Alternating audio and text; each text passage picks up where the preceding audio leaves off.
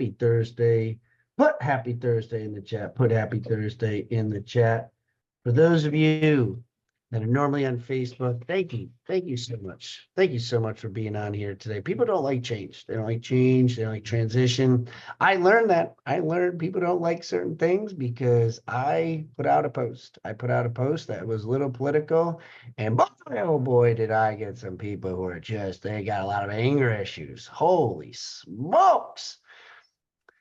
But I'm preparing. It's actually really good. It's been very good on many different levels. And I would say this to anybody because people ask me why I did it. And really, I put 3 words. I put 3 words that freaking like blew up. And Wendy did even something even different, even more about just notes. And hers paid like 40 shares, over 200 comments. Like, it's just crazy. Some of the stuff that people have built up inside of them. So I'm going to share this before I send it over to our main man. What I've learned is this. There's a lot of people out there who don't know how to control their emotions. And the only emotion they seem to care about is the anger one and not the positive one. Their happiness, their gratitude, it is so tucked down below that there's so much anger inside of people that I respect every person's thoughts. Like, I don't really care what you think. I don't care, like, one, I shouldn't say that. I don't care what you like, just understand it's your own opinion. And it's perfectly fine to have it. If you didn't have an opinion, I'd be like, what's wrong with you? Like, what are you doing? Like, you should have feelings towards something and just be respectful of the other person's feelings. Just like if your child said something to you or your significant other, be like, you know what? I didn't really think about that. I didn't think about that perspective. So the only thing I would say, not the only thing, but I just learned a lot about it, and it's been good. I'm preparing a response, and it is going to be a response that I've been prayed about. But I just find it fascinating how some people get into it. Holy smokes, Derek. I was like, easy now. Somebody got mad at me at one of my posts. They went to my one post, and then they went to my post of me with my picture. And then they were like, I think it's stupid to go to bed late and get up early. I think it's dumb. That's dumb. That's so stupid to do that. I'm like, what does that have to, like, why are you mad at me because I said, like, stay up late, get up early? Like, like, why? Like, boy, you really got some anger issues. But it's just funny to me.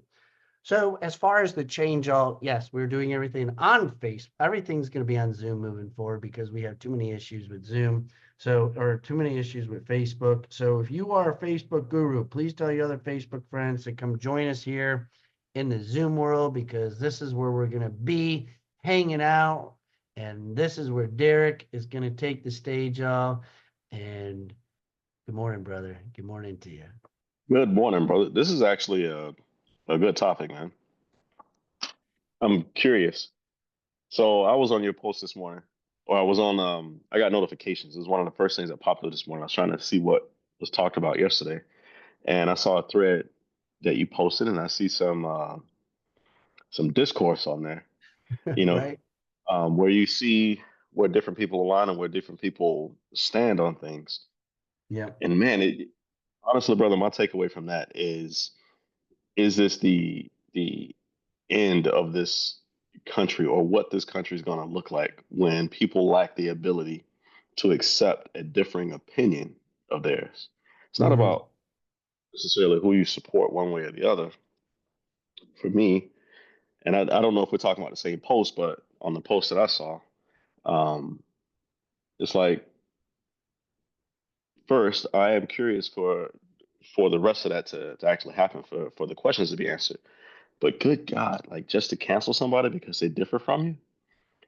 Like, I'm going to get rid of everybody that uses Samsung because you're not as cool as iPhone users. And Yeah. all of you people, the little green people that pop up on my phone, I just need to get rid of you. One person said to me, so you can go to my post, but I said, America is back. And I put 2 American flags. That's what I posted. America is back. 3 words that just created a lot of, which I feel I'm fine with. One, one, it helps out my business for algorithms for Facebook for engagement. So sometimes you have to add a little controversy, which it wasn't controversial, but people took it as controversial. And somebody texted me and was just like, I'm defriending you now. I'm defriending you on Facebook. Like, wow, oh my, please don't do that. Like, seriously, like, okay. Like, it's not, I think the person who said it, like, I've talked to him like 3 times in like 27 years. It's just funny how it is, man. And I think I'm actually looking at character of how people respond, because Hmm. when I feel I have more eyes looking on me based off of my response of what people say, not so much the post. Is I've even had some people privately text me like, man, I can't believe you said that. I can't believe, boy, you responded so good with that. Wow, I didn't think you would respond that way. Like, boy, that person was really in your face. So I think it's really, Les Brown says that a person's character is judged or looked at based off of their reaction, not what happens to them, but what happens on how they respond. When shit hits the fan wall, how do you respond? Does it freaking, ruin your entire day? I mean, it was only a moment, but some of us carried in through the entire day. And so, Derek, to me, it was like, how do I respond to some of these people? Do I get mad? Do I get angry? And I think to me, that's where character is really portrayed. But this goes back to your point when you open it up and you say a lot of people lack the ability to control their emotion. I think one of the signs of a healthy individual and a healthy self esteem is that ability to regulate your emotions so that you don't just fall to pieces when somebody disagrees with. Man, brother, in 2023, when I had this landlord that told me that I made the restaurant, the building that I was occupying with my restaurant, I made it too black. I could Mm, have absolutely lost my crap. I could have, right? Where would that have gotten us? What would have been the result of that? He had an opinion, and I actually wanted to understand his opinion. So it was an opportunity for a conversation. And there's a YouTube video. It's a rap song. It's a very vulgar rap song, but it's by an artist named Joyner Lucas, and it's called "I'm Not a Racist." And one of the most profound things from that music video for me was the ability for two parties who initially may think they're opposing parties to sit down and just have a conversation about some stuff. And mm-hmm. unfortunately, man, I question if this country is capable of doing that at scale. You and I can sit down and talk. We may be at different ends of the field for various reasons, or we may not. But we won't know that unless we actually have a conversation. So Mm-hmm. that's what I took away from this video today, man. And looking at your not the video, but your comment, and just going through the comments after that, it's just like, huh, okay, Isn't it let's see. funny that when we were young, you can put it in the chat. Here's a question for you all. When we are young and we're growing up, what do your parents tell you like to not talk about? Like, hey, when we go to see the family, like, let's not talk about, if I'm in a business meeting, let's not bring, like, what is it? What are the things that we are told that we are not supposed to talk about to other strangers, individuals, family members, neighbors? What is it? Put it in the chat. It'd be interesting to see. Like, what is it that we are not supposed to talk about? Religion, politics, religion, politics. And sometimes I was even told, don't ask people how much money they make. Sex, religion, politics, money, right? There you But go. isn't that the core of what we should be talking about? Isn't that really what we struggle with the most in society? People don't know how to manage their money. People get bent out of shape when you talk about politics. People get bent out of shape about religion. People, like, it's because we've been told that we've been told to tuck it away for so long. And when really, and I told somebody the other day when they said, man, what brought you to say this? I said, I'm Chad, where's Chad Free? I said, I want to be my true authentic self. And if you don't like my true authentic self, then we're probably maybe not in the same position, but I respect what you say, and I'm being my true, authentic self. And it's okay to talk about politics. It's okay to talk about religion. It's okay to talk about money. We probably should talk more about money so you can manage your money better. And I Hmm. find that fascinating, Derrick, that what we were told not to talk about is the biggest thing we talk about today. Well, it's the biggest thing that we talk about, but it's also the biggest thing that we don't talk about. Back to your Mm-hmm. point. See, within our friend circles, within our individual silos that have been created now, we can talk about those things. We can talk about the other side. Dan Kennedy is a master at this. So, for those of you that don't know or haven't read Dan Kennedy's books, Dan Kennedy is a part of the reason that President Trump has been elected twice and has the social influence that he has because his style of speech comes directly from Dan Kennedy. And Dan Kennedy has been behind the scenes doing things like that for the longest time. You have to create a enemy, that common enemy, and that's something that comes from so many books, that knowledge. But in doing that, the more and more and more that you speak your truth, what begins to happen, Brock, is there's two different, in my opinion, two different types of people when it comes to social media. There's the people that choose to be real and be them their authentic selves, and there are the ones that will talk about all of the social issues in private, but not actually want to damage anything or damage their image or their reputation or their friends' network or anything. So they won't dare actually speak it out in public. But we've been talking, or I've been talking in a couple sessions about love and unconditional love. And it's one of those things that if you want to be loved unconditionally, you have to be willing to show the conditions. You have to expose the conditions.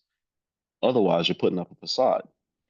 And in so many relationships, people put up facades for so long that by the time the truth comes out, it's a big shock to whoever else is around them. Like, oh my God, oh my goodness.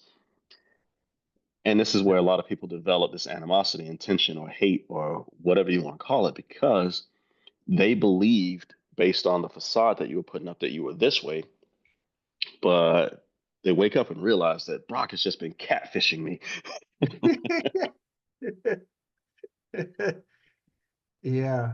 I mean, Yeah. I had some people attack my Christianity. I'm a spiritual person. I can't believe you call yourself a Christian. I'm just like, what?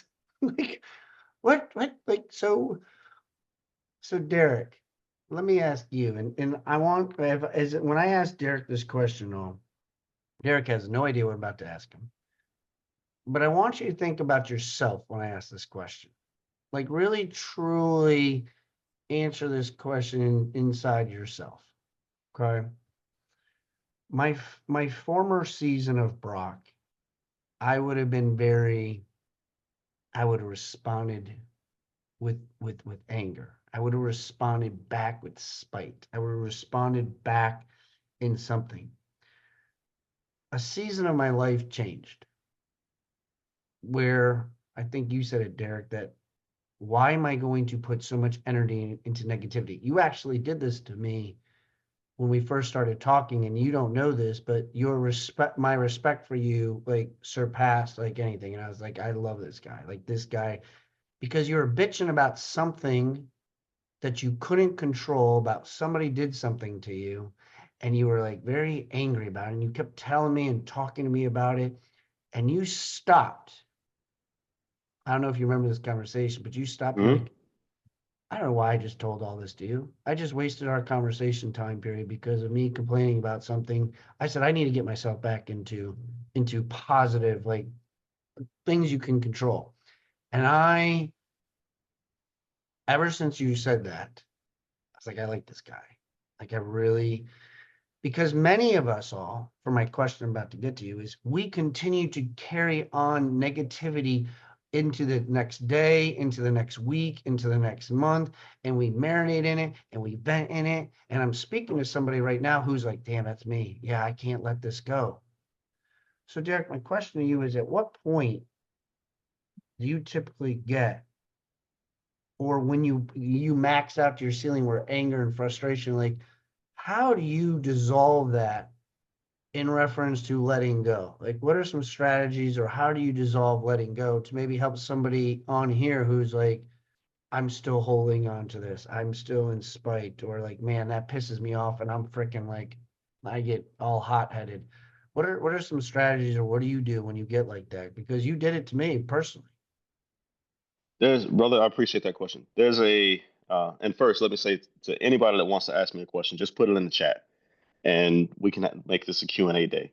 So this comes back, Brock, for me to awareness. What I've learned is that when you're trying to get to the truth of a situation and you're trying to actually be able to control your thoughts or control your emotions, you have to become aware of the things that trigger you. You have to become aware and go deeper to understand how these things actually impact you. So, if your desire is to stay in a high vibratory rate, which, if you buy into the concept or buy into the belief that love is the highest frequency and God is the highest frequency and God is love, and you realize that anything that pulls you out of that, that causes you to be angry, that causes you to be sad, that causes you to ruminate, to spiral, to be in a cyclone and continually just going down, down, down, down, down, down, where all you can focus on is that one thing for however long you focus on it. At some point, you have to gain awareness that you're spiraling, that you are angry. And I believe in this concept, Brock, that we've talked about before. It's like when someone, someone's greatest gift to you is their presence. They're sharing their time with you in that moment. So, in that moment that they're gifting you with their presence, why not gift yours back and be present with them?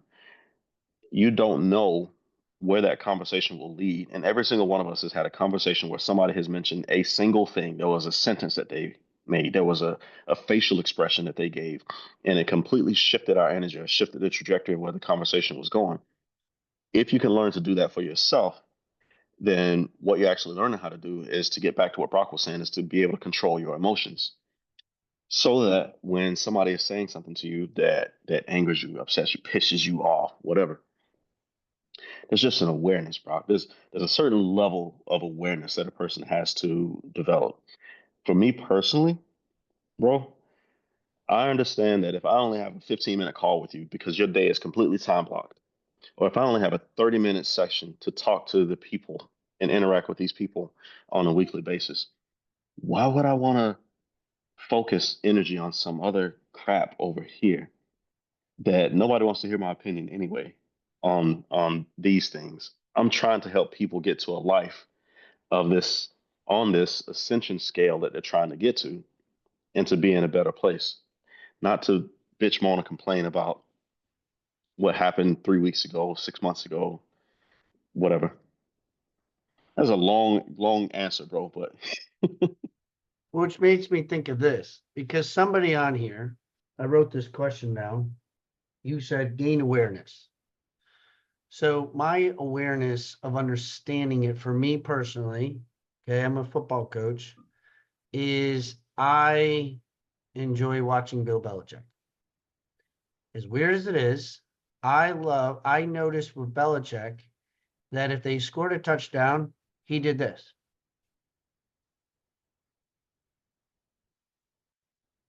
If they had an interception, he would do this.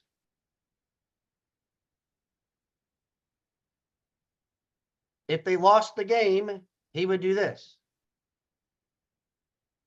If they won the game, he would do this. Like his reaction to the outside presence at such a high emotional game, thousands of people, his I was aware that he stayed like this. At that point, when I saw this over and over again, I said, I want to be like that. I want to be like able to control my emotions. And I started to do that because my question to you all and to you, Derrick, is, well, how does one control their awareness? If you tell me that if I'm more aware, how can I do that? How can I grow that? How can I learn? How can I be a badass awareness person? Is how I look at it. And for you all, when you want to grow into an area you're not good at, my question would be like, how do I become a badass in that? How do I become efficient? How do I become the best at whatever it is that I lack? And I was lacking awareness. And so I studied people and learned how to become aware of my environment. And the first thing was, for me, was I had to let things slow down. I had to let things like I pay attention more. I don't respond so quickly. So my question to you, Derrick, and for those that are listening in here today, that maybe your awareness is not where you want it to be, how does one grow their awareness? I shared with you how I work with mine. How would one grow their awareness, or how did you grow yours, Derrick? Brother, there's a man, y'all have heard me talk about this book so many times. God works in the silence. To gain awareness of who I am. So there was a process, first of all, brother. And a part of this happened because I was a suicide interventionist. I was a sexual assault victim advocate. I was a domestic violence victim advocate. And I was trained in the military to build resiliency, both in individuals and communities. So a resiliency builder. With that being said, I had to gain awareness of who I am. I had to sit in the silence. And I've given this clue to so many people so many times. As you read something, or as you watch something, or as you hear something that was said, listen for what's true for you and what's not. What are the things that you reject? So it's one thing to be just always focusing, yeah, I agree with you. Yeah. Why do you agree? You have to essentially debate within yourself. You're creating a debate. Why do you agree with this thing and why not? And question everything. Question, question, question, question, question everything. Why do you question everything? Because you're trying to understand why you think the way you think and why you feel the way that you feel. Helps you gain awareness of certain biases. As a suicide interventionist, Brock, brother, if I'm driving down the road and you're standing on the bridge getting ready to jump, and my intent is to save your life, then I don't have time to debate with you about whether you should call him Trump or the orange Cheeto. I don't have time to debate with you about Islam versus Christianity. I don't have time to debate with you what is a boy and what is a girl and these type things. And the only way I can get to a place where I can remove the bias that's in there or my opinion, my ego, like set my ego to the side, is to be aware of the tendencies of my ego, sitting in the silence and understanding when you read something, what feels true for you and what doesn't, and why. Explore. Yeah, the I think the exploring part. I was talking to somebody. Who was I talking to? It wasn't Brielle. It was me. I was talking to you, Brielle. I was talking to you. But I think it was, oh, it was Coach Todd. Todd, after his message yesterday, I called him up, and him and I think he'd feel okay that I said this. Like him and we sometimes don't like being alone. Not sometimes, we don't like being alone. And so I worked on being alone. I was aware of this, that this was presented, that I don't like being alone. So some of you might remember my story, but last May I went to Myrtle Beach by myself to see if I could do it and being alone. So I went to Myrtle Beach for 3 days by myself. Well, no, I had scheduled a Verbo to go away for 3 days to an Airbnb in Myrtle Beach. Guess what? All I came back a day early because I couldn't handle it. Okay, me being vulnerable, telling I could not handle being alone. I was a wreck. I was like, this, I can't do this. This is too much for me. Okay. Fast forward, remember Chad Free, I think we had a switch, but I went up to the mountains in August and I spent the day by myself. And I spent the day by myself because I knew I couldn't do more than two from my previous experience, my awareness of understanding myself. So this is my point. Is I started to look at myself and I realized that I don't do good by myself for 3 days. I figured that out, failed at it. So I said, why do I, like when people talk, I'm going to work out, Brock, for 7 days. I'm going to lose 27 pounds. Like, when was the last time you worked out? 3 years. Why don't we try to work out one day? And so I was just like listening to myself. I was like, let me just try to be by myself for one day. So then I was by myself for one day and I got that up in the mountains. Then what I did is I was like, you know what? I need to be by myself again. So I went away for 2 days and I made it. And I was like, you know what? I'm starting to understand myself. I'm starting to be aware of what makes me tick, what makes me get upset, what makes me cry. See, during my drinking days, I couldn't understand any emotions. I didn't have emotions. So I had to learn myself and learn these emotions. So awareness all here and here. And when you get to start to understand yourself, somebody put it on here, you become unstoppable. You really do. Because nothing can deter you from your goal, your focus, and your family on where you're trying to go and where you're trying to grow. And like you said on that bridge, Derrick, your main focus was like you weren't contemplating, well, you know what? Before I go up to that bridge with Brock to save him, I forgot to pay my electricity bill. You know what? I better go do that really quickly. You know what? I forgot to tell my daughter that she needs to make sure that we go to this. Like, no, all like my awareness is laser focused on what the true goal is. And I find that some people don't do that. And in my last question to you, Derrick, how do you remain laser focused? How do you remain in your element when there's so many distractions and issues? Because somebody on here today has a lot of distractions. Somebody on here is going through a divorce, going through financial problems, going through issues, going through problems in relationships. They just broke up, or their child is not like they won't listen to you. Like, how do you still remain laser focused to help somebody here today? Maybe he's going through that. You know, brother, I was talking with Charles while I was in North Carolina a couple days ago, and there's a simple game that you can play, especially for people that are religious, which I'm not, but you can be spiritual as well. If you believe that we're God's children, then the next time you're looking at that person, whomever that person is, just ask them, like, look at them from the perspective of they're one of God's children.